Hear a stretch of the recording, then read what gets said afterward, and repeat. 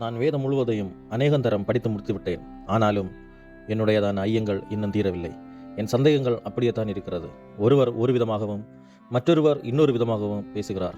ஆனால் இதை வாசிக்க தெரிந்த எனக்கோ இவைகள் புரியவில்லை என்று நீங்கள் வருத்தப்படுகிறீர்களானால் இந்த பதிவு உங்களுக்கு தான்.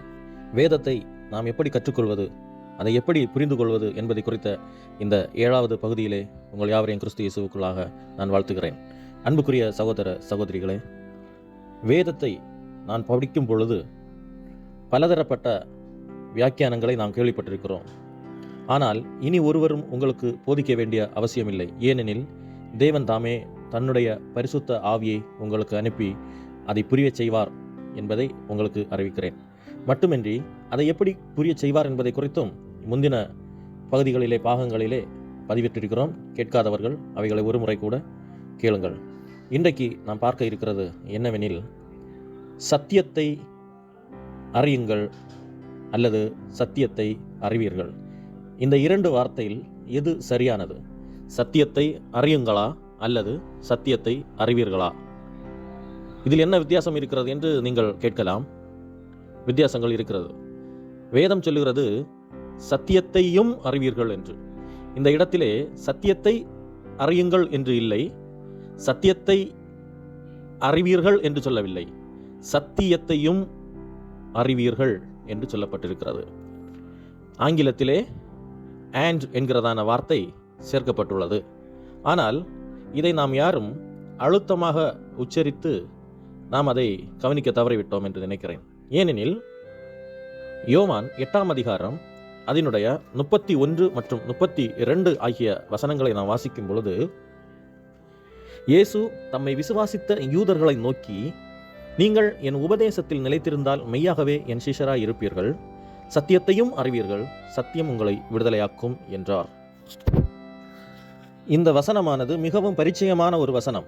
கிறிஸ்தவர்கள் அதிகமாக பயன்படுத்துகிறதான வசனம். ஆனால் இதன் உள்ளே இருக்கிறதான அந்த கருப்பொருளை நாம் அறிந்தவர்களில் மிக குறைவானவர்களாகத்தான் இருக்கிறோம். யோவான் 8:32 சொன்ன வண்ணமாக சத்தியத்தையும் அறிவீர்கள், சத்தியம் உங்களை விடுதலையாக்கும் என்றார். விடுதலையாவதற்கு எது தேவை என்று வசனம் சொல்லுகிறது என்றால், சத்தியம், உண்மை தேவை என்று. உண்மை எப்படி தேவை என்றால், உண்மையை அறிந்தால் மட்டுமே ஒரு மனிதன் அதை கடைபிடிக்க முடியும். உண்மையை அறியாமல் நாம் ஒருபோதும் நீதியை கடைபிடிக்க முடியாது. இதை குறித்து நாம் 6வது பகுதியிலே பார்த்துவிட்டோம். எப்படியெனில், கேளுங்கள், தேடுங்கள், தட்டுங்கள் என்கிறதான தலைப்பிலே பரிசுத்த ஆவியை கொண்டு சத்தியத்தை, அதாவது வேத வசனங்களை தேடி ஆராயும் பொழுது நாம் என்ன செய்ய வேண்டும் என்கிற காரியம் கிடைக்கும். அதன் பிறகுதான் அதை தட்டுங்கள் என்றால் கிரியையில் நடப்பிக்க வேண்டும் என்பதை குறித்து பார்த்தோம். இந்த யோவான் 8ஆம் அதிகாரம் 32ஆம் வசனமும் அதையைத்தான் உறுதிப்படுத்துகிறது. எப்படியெனில், சத்தியத்தையும் அறிவீர்கள், சத்தியம் உங்களை விடுதலையாக்கும். சத்தியத்தை அறியுங்கள் என்று வேதம் சொல்லி இருந்தால் அது நாம் செய்ய வேண்டியதான ஒரு காரியம் என்று பொருள். சத்தியத்தை அறிவீர்கள் என்று சொன்னால் இது நமக்கு கிடைக்கிறதான ஒரு காரியம். எப்படியெனில், நீங்கள் அறியுங்கள் என்று சொல்வது நமக்கு கொடுக்கப்பட்டதான ஒரு கட்டளை வாக்கியம். அறியுங்கள் என்று சொல்லுவது கட்டளை வாக்கியம். அறிவீர்கள் என்று சொல்லுகிறது ஒரு இன்ஃபர்மேஷன், ஒரு செய்தி என்றே அதை எடுத்துக்கொள்ளலாம். ஏனெனில் சீஷன் என்பவன் எவ்வளவு முக்கியமானவன் என்பதை குறித்து கடந்த 5 பகுதிகளிலும் நாம் பார்த்தோம். இயேசு கிறிஸ்துவை பின்பற்றுகிறதான ஒரு மனுஷன் சீஷனாக இருந்தால் மாத்திரமே அவன் சத்தியத்தை அறிய முடியும் என்று தான் இந்த யோவான் 8:31 மற்றும் 32 ஆகிய வசனங்கள் சொல்கிறது. அதை சற்று ஆழமாக பார்க்கலாம். எப்படியெனில், இந்த வசனத்தின் அடிப்படையிலே பார்க்கும் பொழுது இயேசு கிறிஸ்து யூதர்கள் மத்தியில் உபதேசம் பண்ணி கொண்டிருக்கிறார். அப்பொழுது அநேகர் அவரை விசுவாசியாமல் பின்வாங்கி போனார்கள். சிலர் விசுவாசித்தார்கள். ஆனால் விசுவாசித்தவர்கள் விசுவாசம் போதும் என்று அவர் அப்படியே அவர்களை நிறுத்திவிடாமல் அவர் மேற்கொண்டு அவர்களுக்கு விடுதலை ஆவதற்கு என்ன செய்ய வேண்டும் என்பதை குறித்து விரிவாக பேசுகிறார். அதைத்தான் பார்க்கிறோம். யோவான் 8ஆம் அதிகாரம் அதனுடைய 31ஆம் வசனம், இயேசு தம்மை விசுவாசித்த யூதர்களை நோக்கி, நீங்கள் என் உபதேசத்தில் நிலைத்திருந்தால் மெய்யாகவே என் சீஷராய் இருப்பீர்கள் என்றார். அவர் இயேசு கிறிஸ்து யூதர்கள் தன்னை விசுவாசிக்க வேண்டும் என்று அநேக அற்புதங்கள், அடையாளங்களை செய்தார். ஆனாலும் அதில் சிலர் விசுவாசியவில்லை.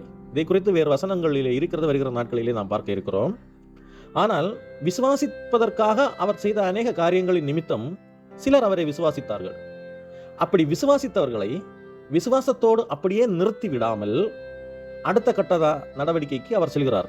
எப்படியெனில், இயேசு தம்மை விசுவாசித்த யூதர்களை நோக்கி, நீங்கள் என் உபதேசத்தில் நிலைத்திருந்தால் மெய்யாகவே என் சீசனாய் இருப்பீர்கள் என்று.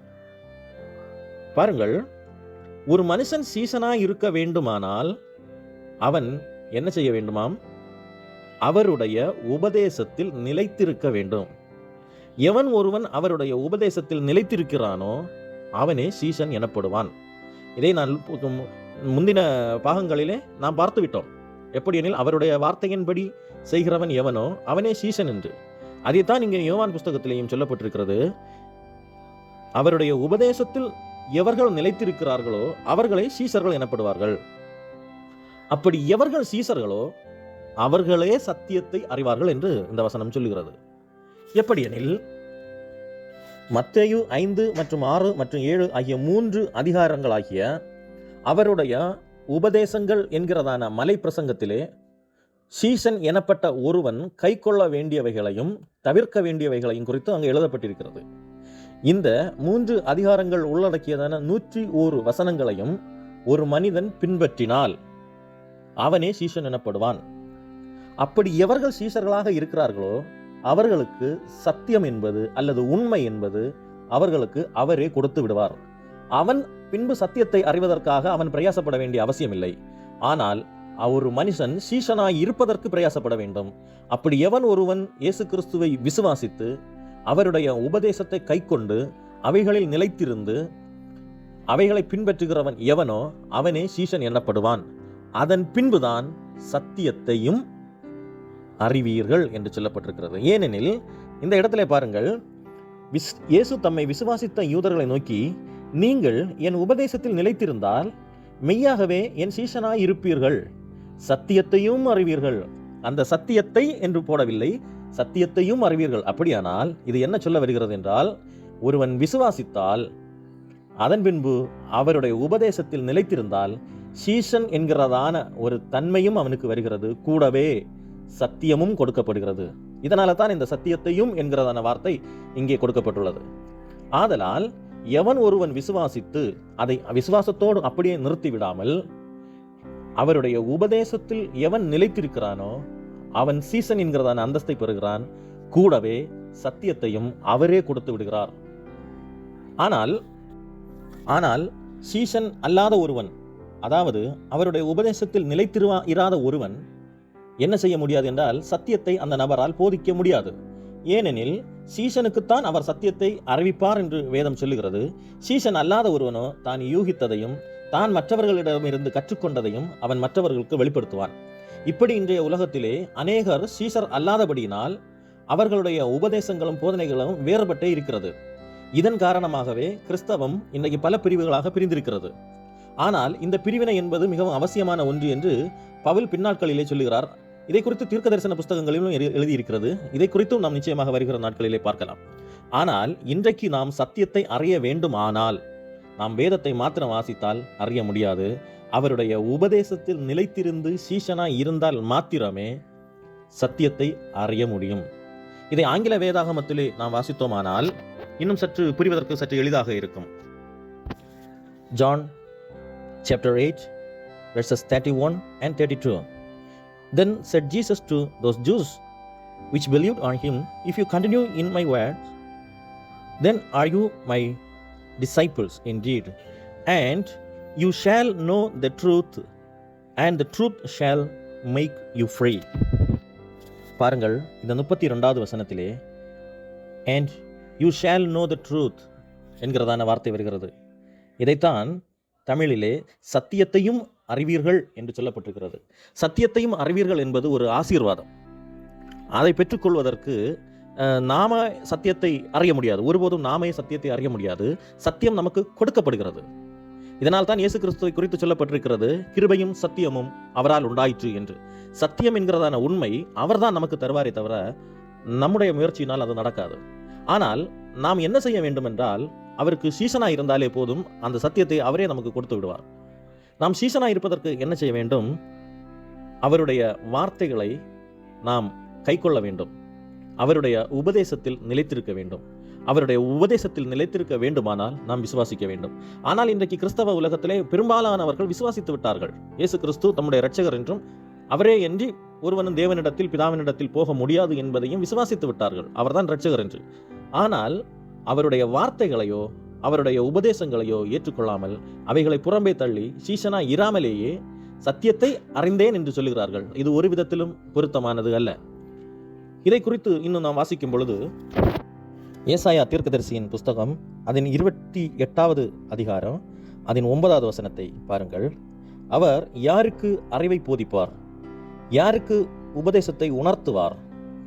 பால் மறந்தவர்களுக்கும் முலை மறக்க பண்ணப்பட்டவர்களுக்குமே என்று எழுதியிருக்கிறது. இந்த வசனம் எதை சொல்லுகிறது என்றால், அவர் யாருக்கு அறிவை போதிப்பார்? அறிவு என்பது நன்மை இன்னதென்றும் தீமை இன்னதென்றும் பகுத்து அறியத்தக்கதான ஞானம். இந்த ஞானம் என்கிறதான இந்த உண்மை யாருக்கு வெளிப்படும் என்று கேட்கப்படுகிறது. அவர் யாருக்கு அறிவை போதிப்பார், யாருக்கு உபதேசத்தை உணர்த்துவார்? பால் மறந்தவர்களுக்கும் முலை மறக்க பண்ணப்பட்டவர்களுக்குமே. அப்படியானால் இந்த வசனம் எதை சொல்லுகிறது என்றால், பால் என்பது உபதேசங்களை குறைக்கும்.